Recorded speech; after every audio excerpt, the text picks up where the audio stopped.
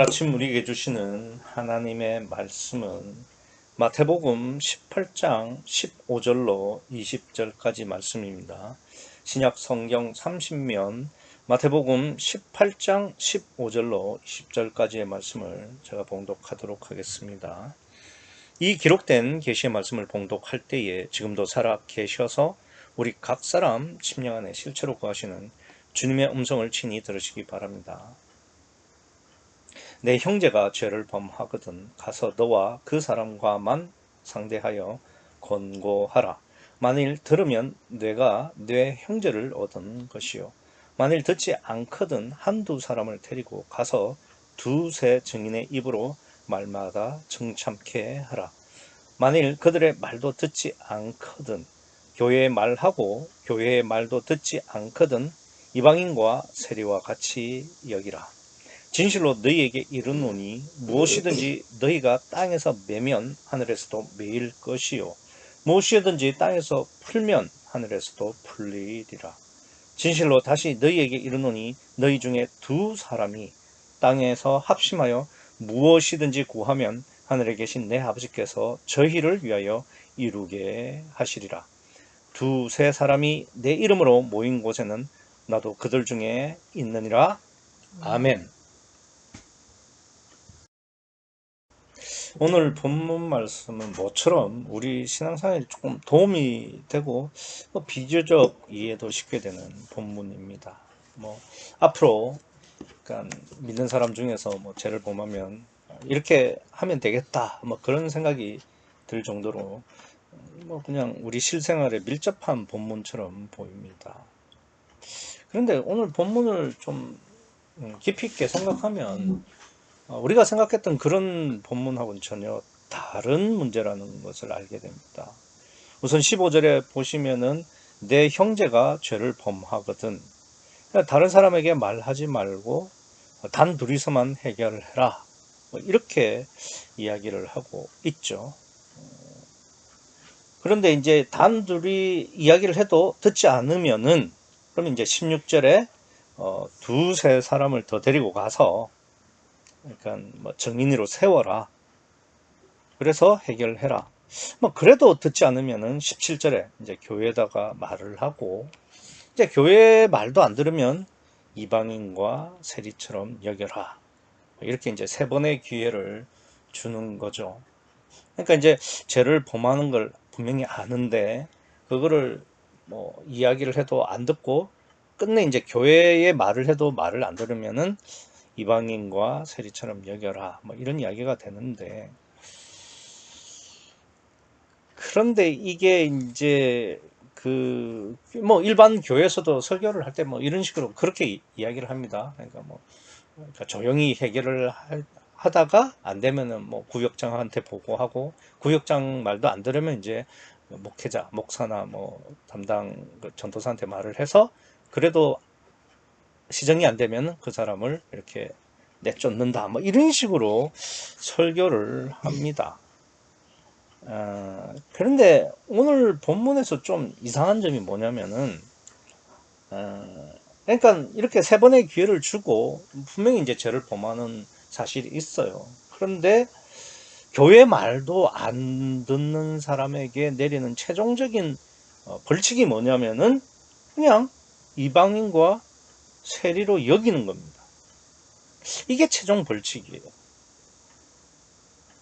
그러니까 세리와 이방인으로 여기는 것이 이제 최종 벌칙이라고 한다면은 우선은 여기 15절에 죄를 범했다. 이게 사실입니다. 그러니까 그런 추측 이런 게 아니라 범하는 것을 이제 정확하게 사실로 알고 있으면서 단둘이서 말하고 두세 사람을 정인으로 세워서 이야기를 하고 그리고 교회에서 이렇게 공고를 했는데도 말을 듣지 않는다. 그 죄 짓는 걸 멈추지 않는다. 이러면은 예를 들면 내쫓아 버려라 아니면 징계를 내려라 이렇게 아니라 그냥 이방인과 세리같이 여기는 게 끝이라 이 말입니다.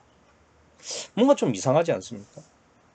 그러니까 18절에 보시면은 진실로 너희에게 이르노니 무엇이든지 너희가 땅에서 매면 하늘에서도 매일 것이요 무엇이든지 땅에서 풀면 하늘에서도 풀리리라. 이거 분명히 이게 뭔가, 그러니까 천국, 하늘과 연계가 돼서 이제 구원의 문제까지 이렇게 왔다 갔다 하는 문제로 지금 설명을 하시거든요. 그런데 17절에 그 죄를 범하고 그걸 고칠 생각을 하지 않고 여전히 죄를 범하는 사람에게 내리는, 그러니까 벌칙이라는 것이 겨우 이방인과 세리처럼 여기는 것이 끝이다 이 말입니다. 그러니까 이게 조금 이해가 안 되는 부분입니다. 그럼 예수님은 왜 죄를 저지르고 또 그것을 고칠 생각을 하지 않는 이 형제에 대해서 이런 솜방망이 처벌을 하신 것일까? 뭐 이 점을 이해하기 위해서는 우리가 욥기 35장 6절을 좀 한번 들어보실 필요가 있어요. 뭐 거기에 뭐라고 되어 있냐면, 그러니까 욥에게 이제 세 친구가 와서 욥에게 정죄를 하죠. 네가 뭔가 잘못을 했으니까 하나님께서 이렇게 벌을 내리지, 이렇게 이야기를 하고, 이제 엘리바스라는 다른 친구가 와서 하는 말 중에 이런 말이 있습니다. 어떤 말이 있냐면, 내가 범죄한들 하나님께 무슨 영향이 있겠으며 내 죄악이 관영한들 하나님께 무슨 관계가 있겠으며. 그러니까 이 말을 우리가 쉽게 말을 하면은, 하나님은 우리가 죄를 저지르고 심지어 그것을 반복한다고 해서 그거는 하나님은 상관도 안 하시고 아무 관계도 없으시며 관심도 없다고 말씀하시는 거예요. 그러니까 이제 15절부터 이 17절까지 이 죄를 짓는 행위에 대해서 하나님은 그렇게 큰 의미를 두고 있지는 않다는 겁니다. 그러니까 죄 자체에는 별 의미를 두시고 있지 않는다. 그래서 그러니까 죄와 그 죄를 반복하는 것에 대한 벌을 내리는 것이 본문의 주제도 아니고 초점이 아니라는 말씀이 되는 겁니다. 그러면 뭐가 문제가 되고 어떤 점에서 구원을 받지 못한다는 말일까? 그러니까 우리가 이 점을 좀 이해를 하기 위해서는 호칭부터 좀 정리를 할 필요가 있어요. 오늘 본문에 보시면은 너가 나오잖아요. 뇌라고 표현된 너, 즉 제자들을 말하는 거고, 그 다음에 형제가 있죠. 그리고 이제 17절에 보면은 교회가 있습니다. 그러니까 너 형제 교회가 나오는데, 이 교회는 사도행전 2장에나 원래 나오는 개념이죠. 그러니까 성령으로 거듭난 자들 혹은 그 무리, 그렇게 이해를 할 수 있는 거죠. 그러니까 성령으로 거듭난 자도 교회고 그 무리도 교회가 되겠죠. 그러니까 여기서 예수님이 지칭하는 너는 제자인데, 그 제자가 사도행전 2장 이후에 거듭났을 경우에 교회가 되고, 12제자니까 물론 뭐 가룟 유다는 제외하고 11제자가 무리를 이루고 또 교회가 되는 거죠. 그러니까 여기서 말하는 너가 거듭난 제자, 즉 사도를 의미하고 그 사도가 교회가 된다는 이야기가 되겠죠. 그러니까 이제 본문에 너, 즉 제자는 사도행전 2장 이후에 거듭날 교회, 즉 사도를 말하는 것이니까요. 이렇게 형제가 누군지만 이제 정리를 하면 되는 거죠. 그러면 형제는 누굴까?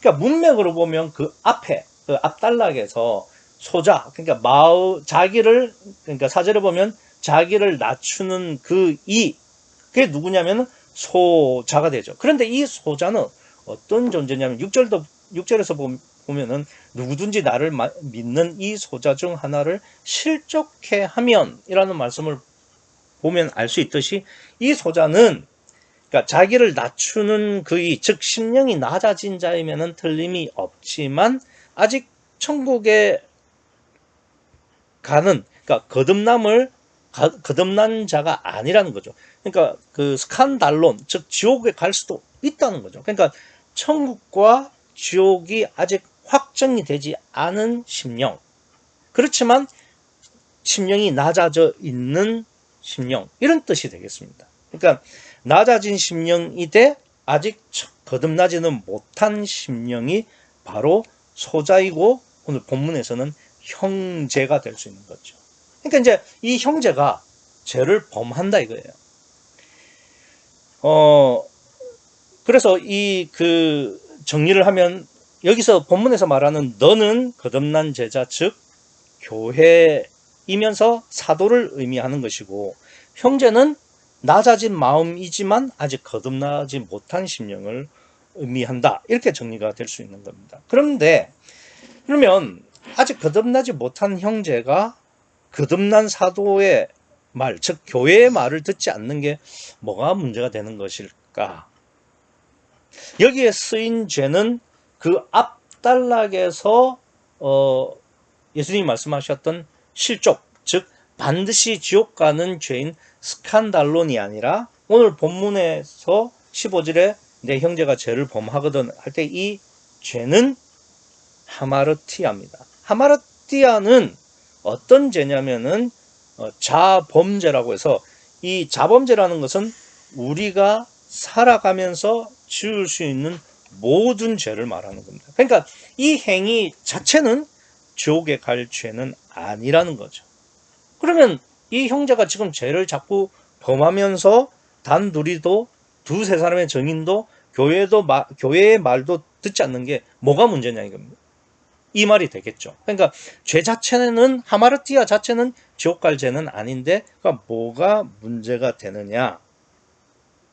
근데 뭐가 문제인지는 모른다고 해도 그 죄의 끝이 뭐냐면은 지금 17절에 이방인과 세리같이 여겨지는 겁니다. 그러면 세리와 이방인은 어떤 사람일까? 요 점을 알면 되겠죠. 세리는 돈을 위해서는 동족도 배신하고 동족의 등을 쳐서 자기 배를 불리는, 돈이라면 못할 짓이 없는 육을 위해서 살아가는 사람입니다. 그러니까 육을 위해서 사는 사람이 아니라 육만 위해서 살아가는 사람들이죠. 그래서 육을 대표하는 게 돈이고, 그 돈에 가장 미쳐 있는 사람이 세리니까, 본문에서 이 세리는 어떤 의미냐면은 육만 위해서 사는 사람의 의미가 된다는 거죠. 그리고 이제 이방인은 죄짓고 불의하게 사는 사람이 아니죠. 이방인은 어떤 사람이 이방인입니까? 하나님과 관계없이 사는 사람을 말하는 겁니다. 즉, 이 사람도 하나님 없이 육만 위해서 사는 사람이죠. 그래서 이 세리와 이방인을 합치면 어떻게 되느냐면은, 하나님과 관계없이 오직 육만 위에 사는 사람, 그런 심령을 의미하는 겁니다. 그러니까 어떤 의미가 되느냐면은, 이 형제가 자꾸 죄를 짓는데 몇 번을 권고해도 안 듣는데 결국 교회 말도 안 들으면 어떻게 되느냐? 이 심령은 하나님과 전혀 관계없이 오직 육체를 위해서 사는 심령으로 확정이 된다 이 말입니다. 즉 구원을 받지 못한다는 의미가 되는 거죠. 그러면 그러니까 본문은 무슨 이야기냐면은, 이 형제가 그러니까 마음이 낮아져 있기는 하지만 아직 거듭나지는 못했어요. 그래서 그러니까 심령이 낮아진 자, 즉 육체를 부인하기를 소원하기는 하지만 아직 완전히 자기를 부인하지 못한 심령인데, 그 심령이 자꾸 하나님과 관계없이 육만 위해서 살아가는 그 죄, 하마르티아를 범하는 겁니다. 그래서 권고를 해도 듣지 않고 계속 육을 위해서 살아가는 자라 이거예요. 그래서 그렇게 육만 위해서 살아가는 자는 결국 어떻게 된다고요? 이방인과 세리처럼 여겨진다, 이렇게 이야기하는 겁니다. 근데 사실 이 우리나라 성경에는 이방인과 세리 같이 여기라고 번역이 되어 있지만, 원문에는 않거든 이방인과 세리다라고 되어 있습니다. 그러니까 그들은 이방인과 세리니라, 이렇게 됩니다. 그러니까 그렇죠. 그러니까 자기를 부인하기를 소원하면서도 끝내 육을 놓지 못하는 사람들, 그런 사람들은 사실상 하나님과 관계가 없는, 그래서 스칸달론에 결국 가까이 가다가 나중엔 스칸달론 된다는 이야기가 되겠죠. 그러니까 예컨대 우리가 이럴 수 있잖아요.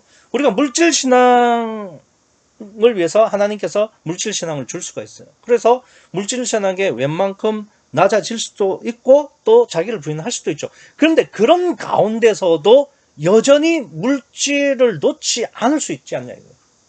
그래서 하나님께서 여러 번 물질신앙으로 기회를 주셨는데도 끝내 물질을 온전히 놓지 못하게 되면 그 사람은 어떻게 되느냐? 하나님과 관계없이 육을 위해서 살아가는 이방인과 세리가 된다는 말씀입니다. 그러니까 오늘 본문에서도 대표적으로 가룟 유다를 한번 생각해 보죠. 그러니까 12 제자 중에서 가룟 유다가 있는데 이 가룟 유다의 경우 예수님을 위해서 다른 제자들처럼 다 버리고 예수님을 3년이나 따라다니면서 동고동락했던 사람입니다. 그러니까 이 가룟 유다가 낮아지지 않은 것도 아니고 자기를 부인하지 않은 것도 아니고 더군다나 육체를 포기하지 않은 것도 아니에요. 포기한 상태입니다. 우리보다 훨씬 더 많이. 그런데 끝내 권력이 됐던 물질이 됐던 끝내 그걸 놓지 못해서 세리와 이방인이 된 거죠. 사실 따지고 보면 가룟 유다처럼 심령이 낮아지기도 쉽지 않죠. 왜냐하면 여러분은 예수님을 위해서 직업도 가족도 재산도 다 버릴 수 있습니까? 그런데 가룟 유다는 그렇게 했거든요. 그래서 가룟 유다도 낮아진 형제입니다. 오늘 본문에 따르면은. 그런데 교회 말을 끝내 듣지 않고 육을 포기하지 못하고 육을 끝까지 잡고 있었던 게 유다죠. 아니 예수님께서 유다에게 마지막 기회를 주셨습니다. 그게 언제냐면 성찬식이에요. 요한복음 13장 21절에 보면은 성찬식이 있던 날 예수님께서 제자들을 향해서 그러니까 유다를 포함한 제자들을 향해서 내가 진실로 진실로 너희에게 이르노니 너희 중 하나가 나를 팔리라 하셨습니다. 그래서 예수님께서는 분명히 제자들에게 팔자가 있다고 경고를 하셨죠. 그러면 유다가 그때라도 육을 놓고 자기를 놓고 주님에게 무릎을 꿇었어야 했었죠. 그런데 가룟 유다가 꿈쩍을 안 하는 거예요. 그래서 26절에서는 아예 예수님께서 뭐라고 하시느냐면 내가 한 조각을 찍어다 주는 자가 그니라고 하시면서 곧 한 조각을 찍으셨다가 가롯 시몬의 아들 유다에게 주시니 그러니까 직접적으로 야 네가 나 팔 거잖아 라고 예수님이 가룟 유다를 지목하셨거든요. 팔자라고.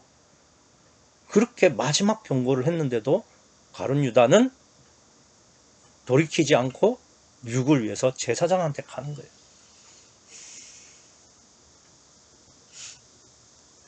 그래서 그러니까 예수님이 최종적으로 야 네가 나를 팔자가 아니냐라고 경고를 하셨는데도 듣지 않고 제사장에게 갔다는 것은 교회가 권고했는데도 듣지 않고 여전히 죄를 저지른다. 즉 육을 위해 산다. 육만 위해 산다. 이 말입니다.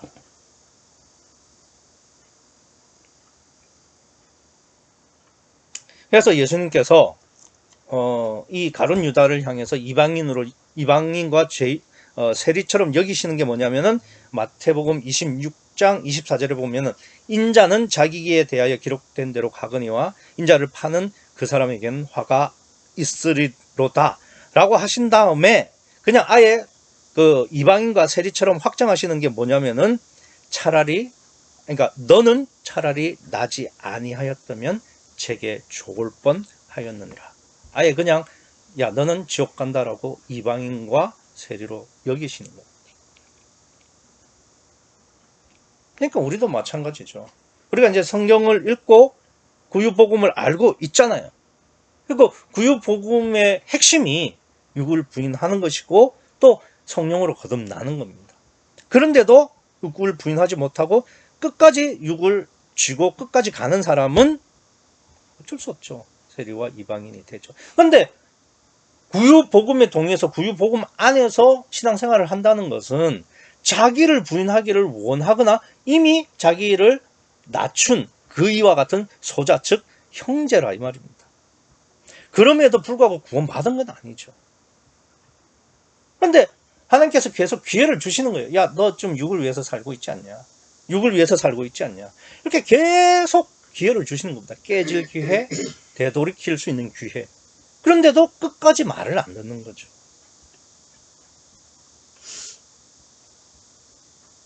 그래서 그러니까 하나님께서 우리에게 육을 부인할 기회를 주시긴 주시는데 그게 영원할 수는 없죠. 왜냐? 적어도 내 육신의 삶이 끝나면 하나님이 주시는 그 깨질 수 있는 기회는 끝나는 거 아니겠습니까? 내 육신의 삶이 끝나지 않아도 대환란이 와서 이 세상이 끝나도 끝나는 거고, 심지어 내가 이 복음을 떠나도 그 기회는 끝이 나는 거죠. 그러니까 하나님께서 우리에게 기회를 계속 주시겠지만, 그리고 마지막 한 번 깨질 기회는 반드시 주시겠지만, 그것마저도 우리가 뿌리치면 우리는 이방인과 세리가 되는 거예요. 특별히 오늘 본문의 15절에 단 둘이, 그 다음에 16절에 두세 사람, 그리고 17절에 교회, 이렇게 해서 뭐 삼심제 뭐 이런 이야기를 하는데 그런 이야기가 아니죠. 하나님에게 있어서는 뭐 15, 16, 17절로 말씀하시는 것은 우리가 육신을 입고 있는 동안 계속해서 기회를 끊임없이 주신다는 거예요. 그런데도 안 듣는다. 그러면 그 사람은 심령으로는 이방인과 세리라는 이야기고, 마지막에 17절에 교회의 말도 듣지 않는다는 말은 예수님께서 가룟 유다에게 최종적으로 떡을 주시면서 너가 나를 팔 거 아니냐라고 물어보시면서 최종적인 기회를 주시는 것처럼 우리한테도 한 번은, 일생에 한 번은 깨지고 거듭날 수 있는 기회를 주시는데 그것마저도 내가 놓치지 말라는 이야기. 그때 진짜 깨져야 내가 구원을 받는 것이, 그것마저도 놓치면 나는 진짜 세리와 이방인이 된다. 이 말씀을 하시는 겁니다. 왜냐면은, 왜 이렇게 그러면 단둘이 두세 사람이 뭐 교회에서 뭐 이렇게 여러 번의 단계를 거치느냐. 우리 인간은 처음부터 깨질 수 있는 심령은 아무도 없어요. 심지어 예수님도 겟세마네 동산에서 3번씩이나 기도하셨습니다. 그러니까 우리는 하나님에게 무수히 육체를 부인할 수 있는 기회를 받는 거죠. 그런데도 들어먹지를 않으니까 점점 이 강도를 높여 가시는 거고요. 그러니까 교회에 가기 전까지 우리가 깨지면은 덜 얻어터지고 성숙할 기회도 많아지는 거죠. 그러나 누구나 한 번은 기회를 주시는데 그때는 반드시 깨져야 된다 이겁니다. 그때가 마지노선인데 그때 깨지지 못하면 진짜 스칸달론 되는 겁니다.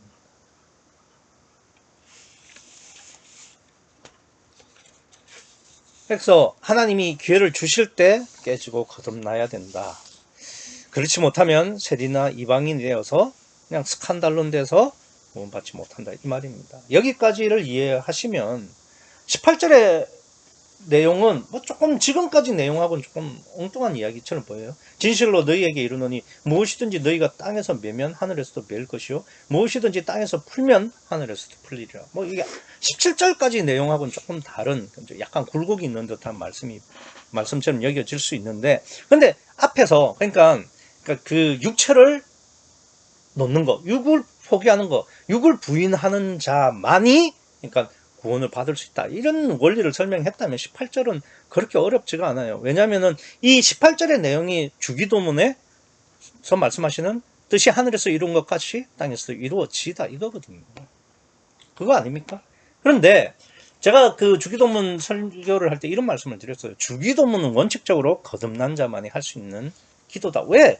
그러니까 자기가 온전히 부인되어지고 성령의 의지대로 되어질 수 있는 사람만 주기도문을 할 수 있고, 그래야만 뜻이 하늘에서 이룬 것 같이 땅에서도 이루어질 수 있다라고 말씀을 드렸습니다. 그러니까 15절부터 17절의 내용이, 그러니까 그 죄, 즉 육을 부인하지 못하는 그것을 온전히 포기하고 육이 온전히 부인되어진 가운데 성령으로 거듭난 그 사람만이, 그러니까 이방인과 세리가 되지 않고 하나님의 자녀가 되는 것이다. 그러니까 그렇게 온전히 자기가 부인되어지고 성령으로 거듭나면 18절에 진실로 너희, 그러니까 이 너희는 그러니까 사도행전 2장 이후에 성령으로 거듭날 제자, 즉 사도를 말하고 교회를 말하는 거죠.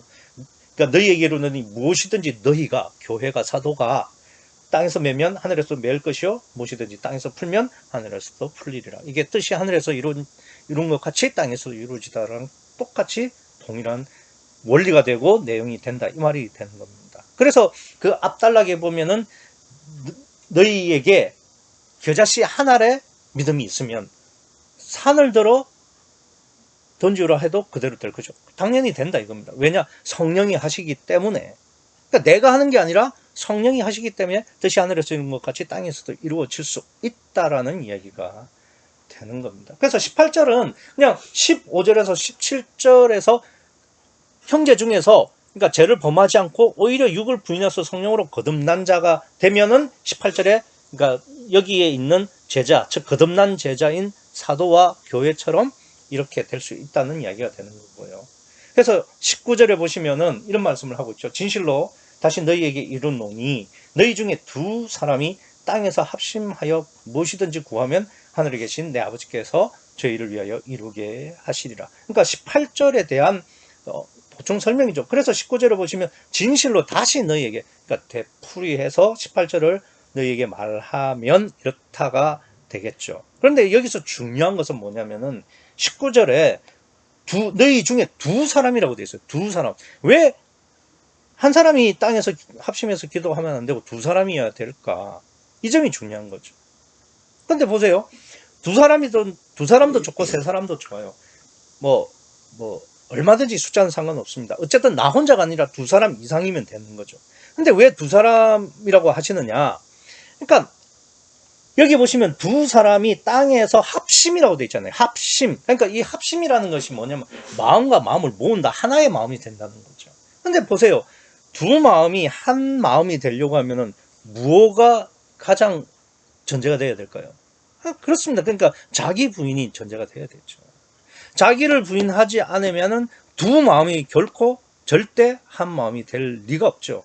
그래서 자기를 부인하지 않으면 두 마음이 한 마음이 된다는 것은 불가능하죠. 그래서 그 15절과 17절 그리고 18절을 보충해서 말씀을 하시는 겁니다.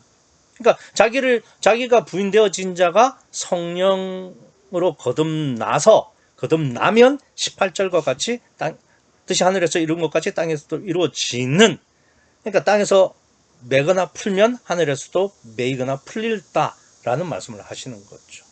그래서 19절은 그러니까 자기 부인을 전제로 한 두 마음의 합심, 하나의 마음이 되는 것, 그걸 말씀을 하고 있는 겁니다. 그래서 18절에 자기 부인과 오직 성령의 내용과 일치를 하는 겁니다. 그래서 이제 18절, 19절은 사실상 같은 이야기인데, 그러니까 18절과 19절을 연결해서 보면, 그러니까 거듭난 자만 땅에서 메고, 거듭난 자만이 땅에서 메고 풀면은 하늘에서도 메이고 풀려진다. 그대로 이루어진다. 이런 이야기가 될 수 있는 거죠. 그래서 두 마음이 한 마음이 되어야 되는 것. 근데 그 두 마음이 한 마음이 돼야 되는 것에는 필수적으로 자기 부인이 필요하고, 그리고 자기 부인만 돼야 되는 것이 아니라 반드시 성령으로 거듭나야 된다라는 것을 18절과 19절에서 이야기를 하고 있죠. 그래서 사실 이 18절과 19절을 그러니까 사람과 사람으로 두 마음이 하나의 마음으로 합심한다라고 볼 수도 있지만, 우리가 이렇게 생각할 수도 있습니다. 이 두 사람을 성령과 거듭난 심령으로 볼 수도 있는 거죠. 왜 그러냐면은 성령과 심령도 서로 부인해야 하나의 마음이 되는 거예요. 그래야 이 18절과 같은 역사가, 능력이 일어나는 거죠. 아니, 그러니까 인간이야, 사람이야, 자기 부인을 하는 건 당연한데 성령이 무슨 부인을 하냐? 이런 의문이 들 수가 있죠. 그런데 보세요. 성령이 심령에 들어오려면은 자기 부인 없이는 불가능합니다. 그러니까 성령이 몸 밖에 계시다가 우리 속에 들어오실 때는 보혜사로 들어오시는데, 그러니까 들어오실 때 성령도 당신을 부인하셔야만 들어오실 수 있다는 거죠. 요한복음 14장 16절에 보면 제가 묵도 시간에 읽어드린 것처럼 내가 아버지께 구하겠으니 그가 또 다른 보혜사를 너희에게 주사 영원토록 너희와 함께 있게 하시리니 라는 말씀이 나오죠. 그러니까 영원토록 함께 하시니까, 그러니까 그 육체를 입고 있는 한은 성령이 내 안에 보혜사로 들어오시면은 내가 육체를 벗기 전까지는 그러니까 보혜사도 성령도 나갈 수가 없어요. 그러니까 감옥과 같은 데를 들어오신다는 거죠. 그러니까 자기를 부인하지 않고는 성령도 들어오실 수가 없는 겁니다. 더군다나 보혜사를 너희에게 주사라고 되어 있지 않습니까? 이 주사가 그러니까 디도미라는 단어인데 이 디도미는 소유권을 아예 그냥 나한테 주신다는 거예요. 그러니까 성령이 내 안에서는 성령 마음대로 할 수 없고 내가 주도권을 쥐고 할 수 있다는 거죠. 할 수 있도록 해 두셨다는 거죠. 그러니까 성령이 내 안에 들어오실 때 성령이 자기를 부인하시지 않으면, 당신을 부인하시지 않으면 절대 들어올 수 없는 거죠. 그래서 성령도 당신을 부인하셔야 되고 나도, 우리도 나를 부인해야 되고, 그래서 두 마음이 합심이 되어야만 18절처럼 뜻이 하늘에서 이룬 것 같이 땅에서도 이루어진다 이 말입니다. 그러니까 이제 여기서 말하는 두 사람이 그냥 문자 그대로 두 사람이 한 마음이 되기 위해서는 반드시 자기 부인이 전제가 돼야 되고, 그런 사람들이 성령으로 거듭나야 18절과 같은 능력을 행할 수 있다라는 말로 이해를 하셔도 되고, 그렇지 않고, 그러니까 이 두 마음을 성령과 나의 합일, 즉 성령과 내가 각자 서로가 부인해서 하나의 마음이 되는 것으로 해석해도 큰 무리가 없다는 것을 제가 말씀을 드리는 겁니다. 그래서 성령도 나도 부인되고 하나의 마음, 즉 합심이 되면 18절에 말씀하시는 것처럼, 그러니까 땅에서 매이고 풀면 하늘에서도 매이고 풀리는 그러한 역사를 행할 수 있다라는 말씀을 드리는 겁니다. 뭐 거듭 말씀드리지만 설령 문자 그대로 두 사람이라고 해도 한 마음이 되려면은 같은 조건이에요. 같은 원리고, 그러니까 뭐 똑같이 해석을 할 수가 있는 겁니다.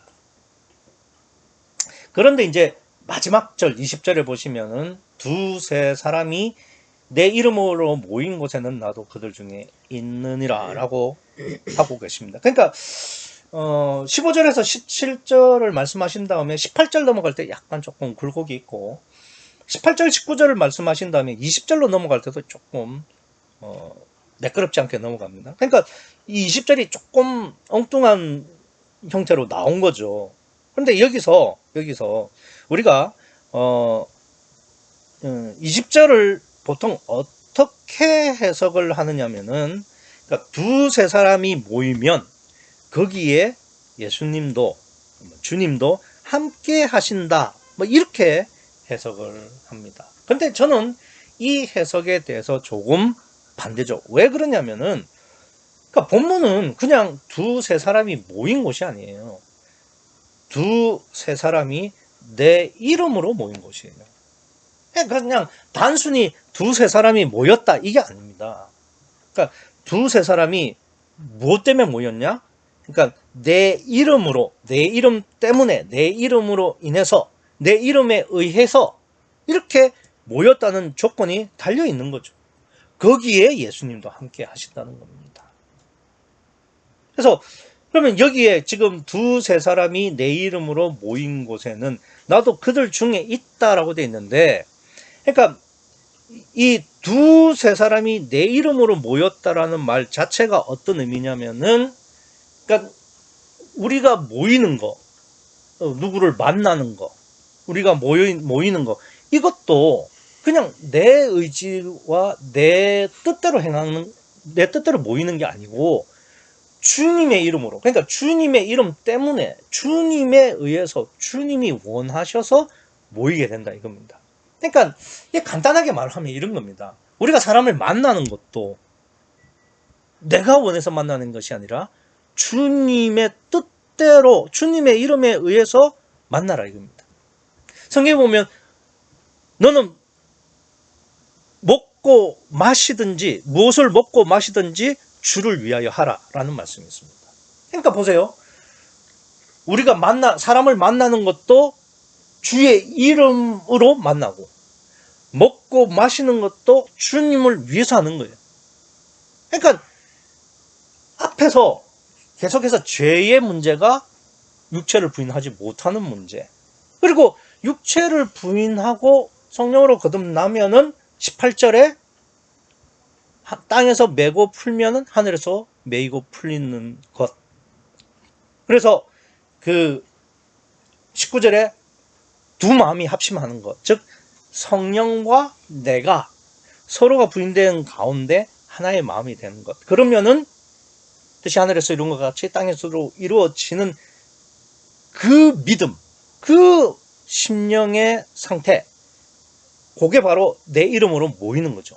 그러니까 내가 누구 한 사람을 만나는 것도 그냥 내 뜻과 내 의지대로 만나는 게 아니고 주님만 바라보고 주님의 뜻에 따라서 만나기를 원하고 만나지는, 그렇게 하라 이겁니다. 내가 뭔가를 마시고 먹고 하는 것도 다 그렇게 하라는 거죠. 우리가 밥을 먹기 전에 기도를 하잖아요. 식전기도. 식전기도 왜 합니까? 뭐 음식 주셔서 맛있게 먹겠다고 기도하는 겁니까? 그게 아니잖아요. 이 음식을 먹고 주님의 뜻대로 하기를 원하고 주님의 생명을 얻기를 원해서 그렇게 기도하는 거 아닙니까? 그러니까 그렇게 하는 거죠. 그러니까 온전히 육이 부인되어지고 자기가 부인되어진 다음에 성령과 합심이 된 심령, 그 사람만이 만나는 것도 내 이름으로 모일 수 있고요. 그리고 여기 보시면은 나도 그들 중에 있다라고 지금 말씀하고 있지 않습니까? 그럼 여기서 그들 중에 있다는 말이 뭐냐 이거예요. 우리가 캠프파이어 하면은 어떻습니까? 사람이 그러니까 원으로 둘러싸고 그 안에 모닥불이 피어 있잖아요. 그런 식으로 지금 예수님께서 두세 사람이 있으면 그 사이에 있다는 말씀입니까? 그게 나도 그들 중에 있느니라는 그 말씀입니까? 그게 아니고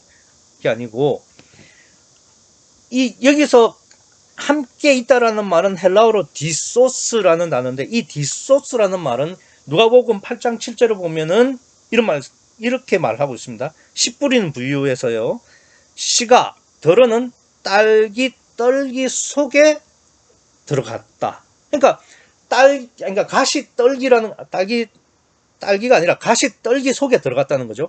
가시떨기가 이렇게 동그랗게 이렇게 뭉쳐 있으면 그 속에 씨가 들어간 거예요. 그러니까 그 속에, 그 안에. 그러니까 그게 무슨 말이냐면 나라는 육체 안에 성령이 들어오시듯이 그게 딱 가시떨기 속에 씨가 들어간 거예요. 그렇게 들어갔다 이겁니다. 그러니까 무슨 말이냐면은 지금 이 두세 사람은 온전히 육이 부인되어지고 자기가 부인되어지고 성령이 그 속에 들어가 있는 거듭난 그리스도인을 말합니다. 그 사람들 속에 예수님도 함께 계시겠다 이 말입니다. 그러니까 세 사람 속에 각각 성령이 있는 거죠. 그러니까 하나의 성령이 두 사람이든 세 사람이든 80억이든 각각 다 들어가 계시는 거죠. 이걸 신학적으로 분열하고 하는데, 그렇게 분열된 사람들이 모여 있는 곳에 예수님도 함께 계신다 이거예요.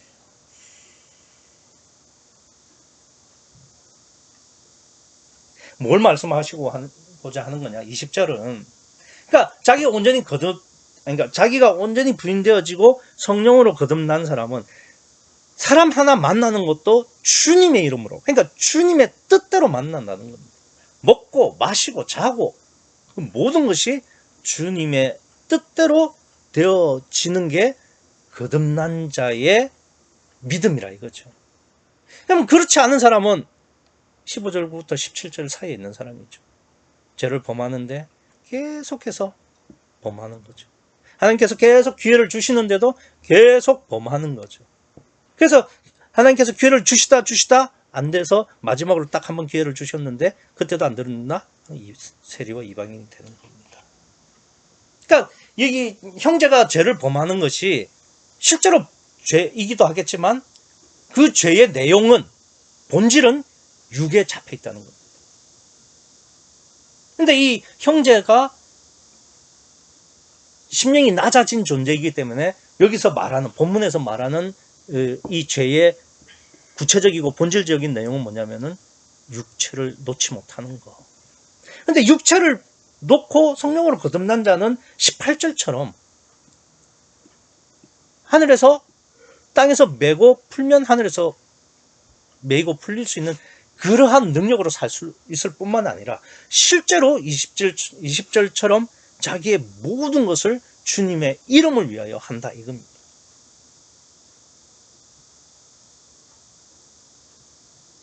그래서 자기가 온전히 부인되어서 성령과 합심이 된 사람은 사람을 만나는 것도 밥을 먹는 것도 물을 마시는 것조차도 주님의 이름을 위해서 하는 사람이죠.